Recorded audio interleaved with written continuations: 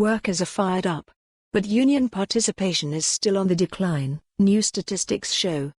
In a year when teachers and auto workers mounted lengthy strikes, participation in labor unions in 2019 continued their decades-long decline.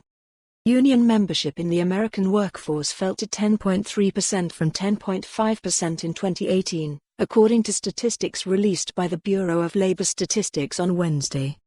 The continued slide shows how energy and momentum around the labor movement is not translating into equivalent growth for unions, whose membership has fallen sharply as a percentage of the U.S. workforce over the last roughly 40 years. In 1983, unions represented about 1 out of 5 workers, now it's 1 in 10 workers. They're disappointing numbers for workers and unions, said Professor Joseph McCartin, the executive director of the Kalmanovitz Initiative for Labor and the Working Poor at Georgetown University. The expansion of the labor market in 2019 didn't produce a proportional expansion in union members. Unions would have hoped to make gains in the course of the past year and they didn't. The number of total union members, 14.6 million, is relatively unchanged from 2018. But in a robust jobs market, the number of union workers added has not been enough to replace those who retired or left the workforce.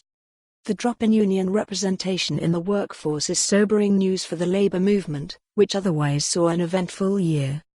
Major strikes including grocery workers in the Northeast, teachers in cities like Chicago and Little Rock, Arkansas, and auto workers around the country attracted public attention and became a crucial stop for 2020 candidates on the campaign trail. The 47,000 General Motors workers who brought the company's car production to a halt during a 6-week strike that culminated with a contract and concessions from the company in the fall, marked one of the largest private sector strikes in the last 20 years. And even non-union workers have taken advantage of the tight labor market to advocate for more workers' rights. Employees have circulated petitions around Silicon Valley companies, calling for tech companies to cut ties with immigration enforcement, and gig economy drivers at Lyft and Uber have rallied for better pay and more rights.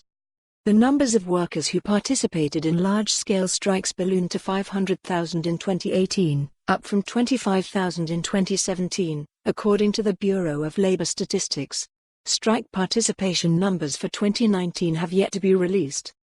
But the broader factors that have contributed to union declines over the last few decades appear to still be in play. The lack of an increase in union membership points to the fact that there are still so many barriers to organizing, said Heidi Schierholz, the director of policy at the Economic Policy Institute. When people try to organize at their workplace, there is.